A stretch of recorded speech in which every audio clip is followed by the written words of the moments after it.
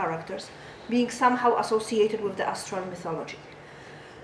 With Helen, there's an additional association with the moon, but we will come back to it in a moment. So this is the version in which the divine Helen doesn't die. In Euripides, she is suspected to be murdered. There's a suspicion that she was murdered, but the gods explain that, in fact, she's done enough on earth, enough bad things. So now she will be taken to the stars, the sky. She will become a wandering star, and she will occupy her time with making the lives of sailors complicated and miserable and deviating them off their way.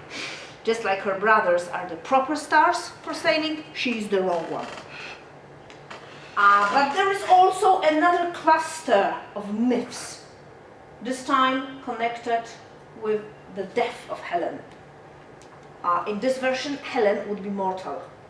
She would be mortal, and usually she dies by the intervention or by a plot of a Rhodian queen named Polyxo. Polyxo is a widow.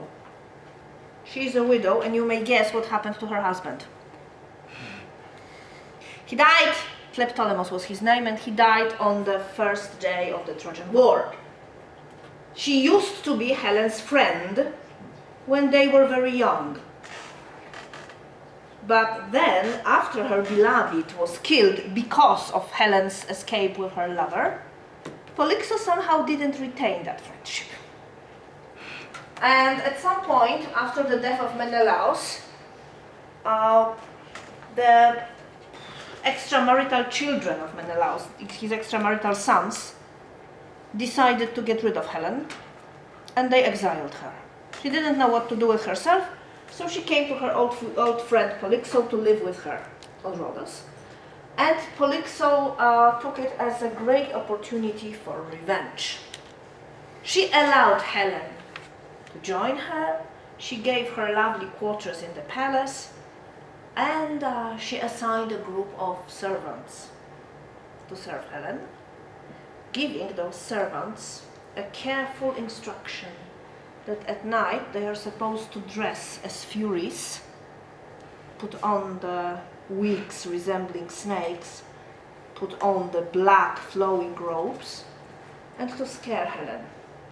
And either they murdered her or they scared her to death, and to the point where she hanged herself from a tree. The tree, and the fact that she died on the tree, you may remember, because it might be important later on. So we have immortal Helen or mortal Helen. We have murdered Helen, or Helen driven to suicide, or we have Helen as a star, or possibly we have Helen as the queen of the heroes. I asked you some time ago about Helen's childhood. How would you imagine Helen's childhood and youth? The Greeks imagined it slightly different than we did, because they always imagined her as a young sportswoman, a young, very fit girl training with her brothers, training to fight. You have a quotation from Propertius here with Helen on the banks of Eurotas. This is the river in Sparta, exercising together with her brothers. And her brothers, let me remind you, are among the greatest warriors that the Greek myth knows. We wouldn't expect such a Helen, would we? We'd rather expect a pretty girl with a mirror. And then we have those Helens that we saw here. Helen, the unfaithful wife. Helen, the obedient woman. She is a very loyal, very obedient daughter-in-law to old Priamus in Troy, at least according to Homer. And then she is a very loyal, very obedient wife to Menelaus after her return with him to Sparta, at least once again according to Homer. Also in Homer we have it stressed over and over again, she is irresistibly beautiful. It is not so that a man falls in love with Helen because he is weak-willed. It is not so that a man falls in love, well, you can't resist Helen of Troy, well, unless you are Captain Kirk, but about Captain Kirk we will speak in a moment. Normally you can't resist Helen. If fates want you to fall in love with Helen, one look of her is enough. No resisting her. This resembles another character from Greek mythology, Aphrodite. In Aphrodite's case, in the case of the goddess of love, it is explained by the fact that she has a magical object, a girdle of Aphrodite, which is, well, the magic of it is so that whoever sees the goddess falls in love with her. No discussing it. Helen doesn't even need a girdle. She just works like that. Quite early to this group of images, one more is added, or this one is reworked. The great orator and sophist Gorgias has written one of the most elaborate and one of the most artificially beautiful works of Greek literature, called the Eulogy of Helen, Helenes Encomion, in which he argues that even if Helen did go to Troy, she is innocent and she cannot be judged. She is a woman, and a woman is easily overpowered by a man. She had no strength to resist. No physical strength, because she's a woman. No mental strength, because the gods made her. If anyone is to be blamed for the war, it is Paris. If anyone is to be believed to be the reason for the bloodshed, it is once again Paris. He is the abductor, he is the rapist, he is the criminal. She is the victim, she is the abused one. If we need to feel anything, Gorgias says, we should feel outrage for him and we should feel sorry for her. So we have an elaboration of this image of Helen. Yes, she did go. No, it wasn't her fault. She couldn't do anything. Then we have this image of a woman or goddess who is offended. In Euripides' Helen, she is offended and helpless. She cannot do anything to defend her honor and her good name. In Stesichoros, she's not helpless at all. She can make a poet who is slandering her blind. And interestingly enough, these two plays were written very close to one another. There's a year's difference, if I remember correctly. In Helen is, you really cannot dislike that woman. She's a nice, kind, friendly person. She has her own little trouble. She's living in this blasted Egypt. She doesn't know how she got there. She's been transported by gods. And there's this king of Egypt who really, really, really wants to marry her, and he doesn't accept the fact that she is married. And this is all the trouble that she has. And then she finds out that she's a synonym for a slut, a synonym for an unfaithful wife, a reason for the war, that hundreds and hundreds of people died because of her, and she had no idea whatsoever that it had happened. Her life has been stolen, and she has been completely weak and completely helpless in it.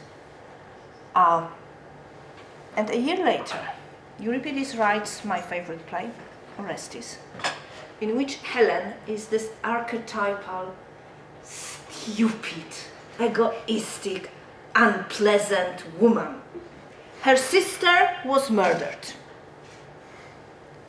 The murderers are her niece and her nephew, the children of the dead woman. So Helen, with her husband and her father, comes to the funeral, or after the funeral, comes to the trial of the killers.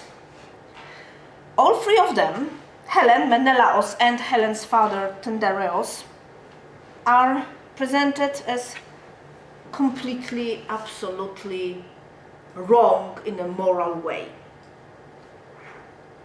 Tyndareos loves his daughters, and he loves them so much that he hates anything that would harm them. So he is aware of the little fact that his dead daughter had previously murdered her husband. But still, he sees Clytemnestra as absolutely innocent, and he will do everything in his power to have his own grandchildren executed for the murder. Menelaos loves only one thing. Well, he loves two things. He loves Helen just a bit, but overall he loves the prospect of being the king of Sparta. Now, he is not the king of Sparta yet, since it is his father-in-law who is the king of Sparta, and it is in his father-in-law's capacity to decide if Menelaos will be one. So, even though he owes loyalty to the children of his dead brother, even though the whole murder of the mother was because his own brother was killed previously, Menelaos won't do a little single thing to help them. And it is not about, at first it's not about facilitating their escape. At first it's about Menelaos giving a statement to the people's court about that Electra and Orestes actually had the reasons to kill their mother. But he won't do it, because Tyndareos won't have him do it. Because if he did it, Tyndareos would not make him the king of Sparta. And Helen is worst of all. She is the worst of the lot, because she is incurably stupid. She comes to, it's in Argos, so she comes to Argos. She's supposed to go to her sister's grave and to make offerings. She doesn't want to go because she's afraid of the people. She doesn't really see why they dislike her so much. But okay, so they dislike me, I see no reason. I know that some of them lost their husbands in the war, but whatever. So she finds a proxy. She finds someone who should go in her stead to placate the spirit of the dead woman. You know whom she chooses?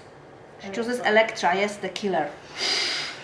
And she's very surprised when Electra says, well, won't it be a bit awkward if I came? I killed her after all. Helen doesn't see the problem. Finally she sends her daughter. And then she's supposed to prepare the offering. One of the grave offerings is the lock of your hair. And what you should do is you should take the entire bit of your hair, cut it here at the head, bind it with a little piece of wool, and add it to the things that will be brought to the grave. What does Helen do? She takes her hair and she cuts the endings, because she is afraid that if he cuts the entire lock of her hair, it will make her look less beautiful. And you can see that she is simply, just like you cannot really dislike her in Helen, you cannot really like her in Orestes. It's the same author. It's a year's difference. What does it tell us? That he changed his opinion on Helen? No, that apparently there were two archetypes of this character. And you could use whichever one you wanted for your artistic reasons. In this one, in Orestes, what Euripides needed was, I believe, the situation in which Orestes, Electra and Pylades have no one to support them. They are on their own. Orestes is mad. Electra is in deep despair. Pylades is quietly taking care of both of them, even though he doesn't have to. Because, well, he didn't kill his mother. He just helped to kill a queen, his aunt actually, his distant aunt, or his uncle's wife, to be completely precise. So he doesn't have to face this trial, and yet he would. And so what Euripides needed here was the family, whatever family was left to the three main characters, to be as distant, as cold, as unhelpful as possible. So we get the grandfather who cares for his daughters and his daughters only. We get the uncle who wants his kingdom and his kingdom only. And we get the aunt who is the most stupid woman on the entire earth. While in Helen, he wanted the main character to be liked, to be sympathetic, for the reader, or for the viewer actually, to feel sorry for her. So we got completely different circumstances. Why am I saying all that? Because we'll just look for a moment at this.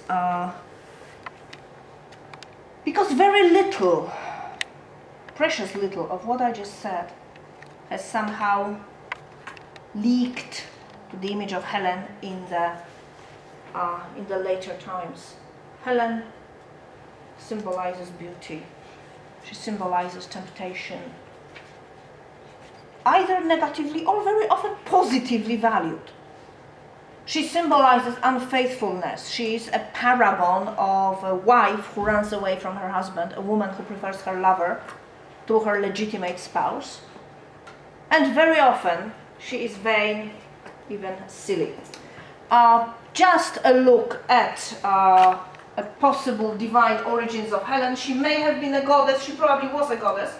I said that we may remember the trees. She may have been a tree goddess because she was venerated as Helene Dendritis of the tree in Attica. And in the Theocritian epithalamium for Helen, or the wedding song of Helen, there is a mention of Helen's tree, a plane tree, which is believed to be specially sacrificed to her.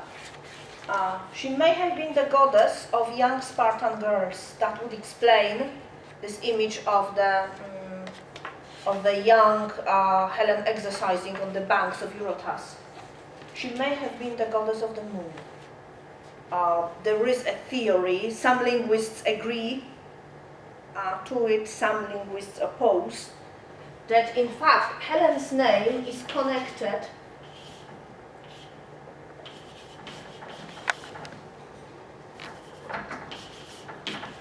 with that of the moon, of that Helene and Selene are cognates.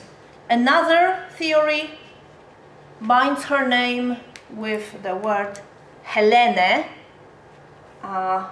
spelled the same as the name of the character, which means a torch, a source of light.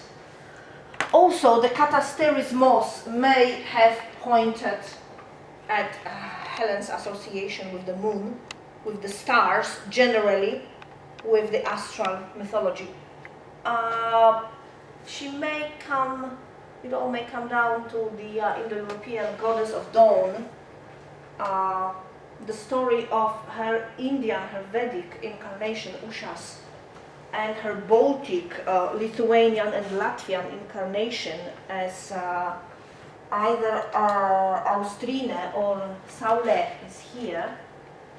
They are all young, beautiful goddesses connected with the beginning of the day.